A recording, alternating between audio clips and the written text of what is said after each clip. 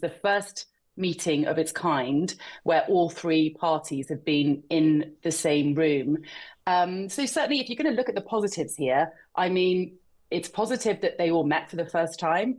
We even saw a photograph that dropped late last night of the leader of the UAE with all three delegations in the same room. So we had it confirmed for the first time that they actually are all in the same room, which is quite something. These are sworn enemies. President Zelensky says it's too early to draw conclusions after the opening day of talks between Ukraine, Russia and the United States.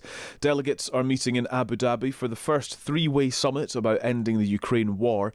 Russian strikes have killed at least one person since the talks began. A Russian attack in the southern Ukrainian city of Nikopol killed a 72-year-old man, according to the regional military administration head in the city. We can speak to journalist Sally Lockwood, who's following events from Dubai. Good morning, Sally. Hi, Calum. It's really fascinating how quickly the three parties, I suppose, the three countries' representatives have all got together in the UAE after a tumultuous week. Yeah, it was quite something, wasn't it? We just sort of saw diplomacy unfolding at lightning speed from Davos when there were various positive noises coming out from Donald Trump and President Zelensky in terms of some sort of deal becoming slightly closer, slightly more promising. Donald Trump saying they were 90 to 95% of the way there. And then suddenly you have his two envoys, Steve Witkoff and Jared Kushner, dispatched to Moscow. They hold overnight talks with Vladimir Putin lasting nearly 4 hours and then flew directly here to the UAE, where they went into talks with Ukrainian and Russian delegations, the first meeting of its kind where all three parties have been in the same room. So certainly, if you're going to look at the positives here, I mean, it's positive that they all met for the first time. We even saw a photograph that dropped late last night of the leader of the UAE with all three delegations in the same room. So we had it confirmed for the first time that they actually are all in the same room, which is quite something. These are sworn enemies. But I think there's a lot of cautious optimism, if not pessimism, when it comes to actually what will be achieved in these talks, because the issue of territory is just such a big one, and neither side seems willing to budge in any way in terms of their demands when it comes to land in Ukraine. So it's not clear how we will see any sort of a breakthrough today in the second day of talks. That said, something brought them all here at very short notice. So they must have something in their minds that they could be willing to contemplate as a compromise. Otherwise, what's brought them here to share a table and hold talks for 2 days? And I think the other positive thing to draw as well, I mean, it's very hard to draw many positives at the moment, but the talks haven't broken down yet. There was always a threat of that yesterday, and they are going into round 2 today. I think that's all valid. I wonder if the motivation has been what Zelensky was saying in Davos, that he has. It feels like there's a lot of, I suppose, medium-term agreement. So he was talking about security guarantees from the US, for example, and it's sort of been reported that there's a bit of a plan for reconstruction and these sorts of things, which obviously come after any ceasefire or peace agreement. So it's the stuff that's kind of round the next corner has been agreed, but getting round the corner is the difficulty because of Russia's maximalist demands. Yeah, you're absolutely right. You know, Donald Trump says, there's only 5% left to agree. Steve Witkoff said it's just one last issue. But that issue is almost everything. If they don't agree the land issue, then the rest of it doesn't even happen.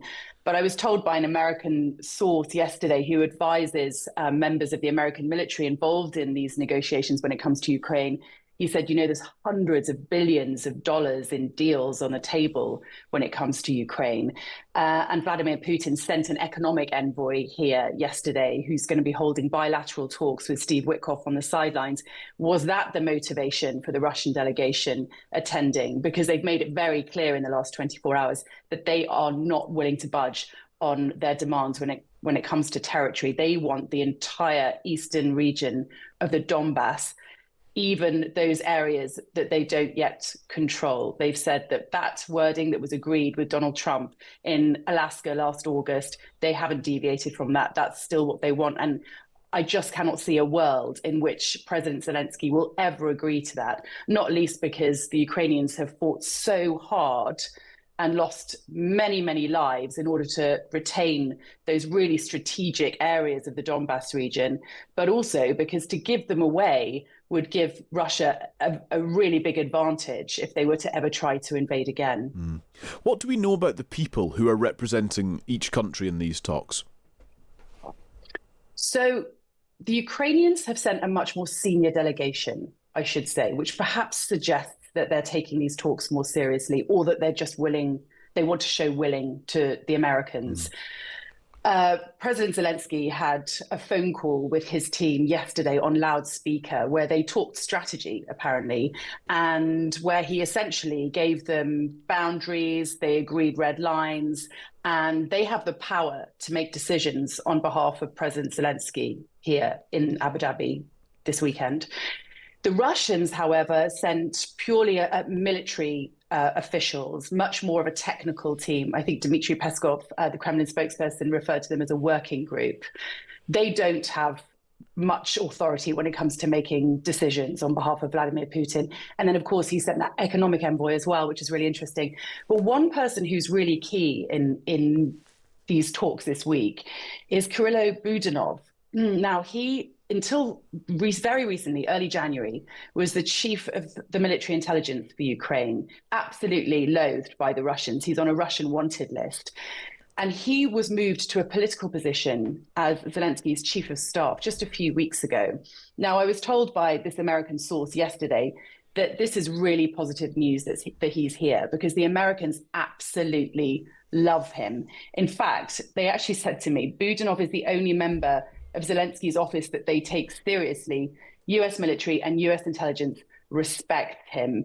The fact that Budanov is here is positive, they said, but they don't see the Russian war machine ending anytime soon. And that is something I hear time and time again from sources from the Ukrainian side and also the American side who spend time in Ukraine on the ground. They say, you know, this diplomacy that we report on just doesn't match the reality of what's happening on the ground. Yeah. Sally, thank you very much. We will keep an eye and an ear out for these talks and hopefully for progress, of course, today.